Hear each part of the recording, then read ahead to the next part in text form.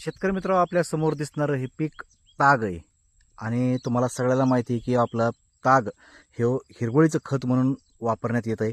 आणि जमिनीत गाडल्याच्या नंतर त्याचे चांगले रिझल्ट मिळते. जमिनीत जर गाडायचं असेल तर त्यासाठी तुम्हाला 45 दिवस हे ताग पेरायचा आणि त्याच्यानंतर जमिनीत गाडायचा 45व्या दिवशी. तर आज बघा, ताग आपल्या शेतामध्ये आपण पेरला आहे आणि ह्याचे तागाचे पानं पहा किती मोठमोठा झाले. तर इतके मोठे पानं झालेत आणि एकदम फ्रेश आहे. पावसाळ्याच्या दिवसात आपण मुद्दाम पेरला आहे. तुम्हाला पुन्हा एकदा सांगतो की ह्याच्यामधून आपल्याला सेंद्रिय कर्ब चांगला होतो आहे. पुन्हा जमिनीची सुपीकता वाढती आहे, स्फुरद मिळतं आहे, नत्र मिळतं आहे. आणि रासायनिक खताची आपली जी गरज असते ही आपल्याला कमी जरी रासायनिक खत टाकलं तरी पण आपले पीक हेच चांगलं येत असतं. त्याच्यामुळं नक्की शेतकरी मित्रांनो, ताग हे आपलं हिरवळीचं खत तयार करा आणि आपल्या जमिनीमध्ये गाडा. नक्कीच आपली जमीन सुपीक झाल्याशिवाय राहणार नाही. तर हे आपल्यासमोर तागाचं पीक दिसतंय. हे मी मागच्या वर्षी उन्हाळ्यामध्ये ताग पेरण्यासाठी आणलं होतं.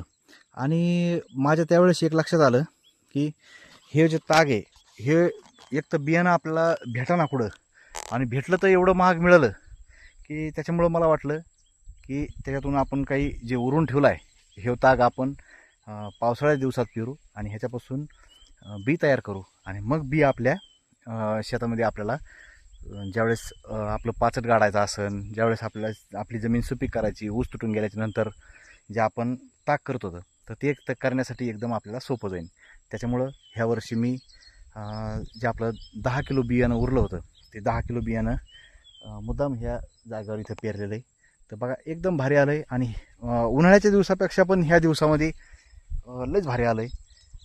एकदम क्वालिटी भारी आहे. पुन्हा आणखीन योगायोग आमचं इकडच्या बाजूला सोयाबीन आहे आणि सोयाबीनला फवारणी करीत असताना आपण ह्याच्यावर पण फवारणी केली. त्याच्यामुळं पानं बिनं एकदम फ्रेश येतं.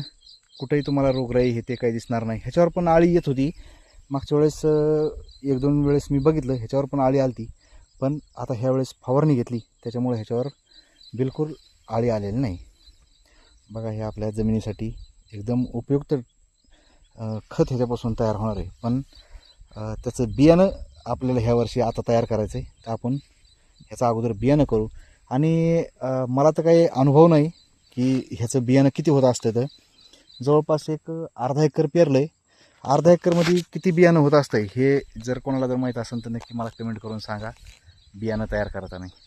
हे कारण की बियाणं तयार करण्यासाठी मी पहिल्याच वर्षी आपण केलं. हे बघा किती उंच वाढ, माझ्या कमरा इतकं झालं काही काही जागेवर. तर नक्की सांगा किती होत असतं बियाणं. तर धन्यवाद.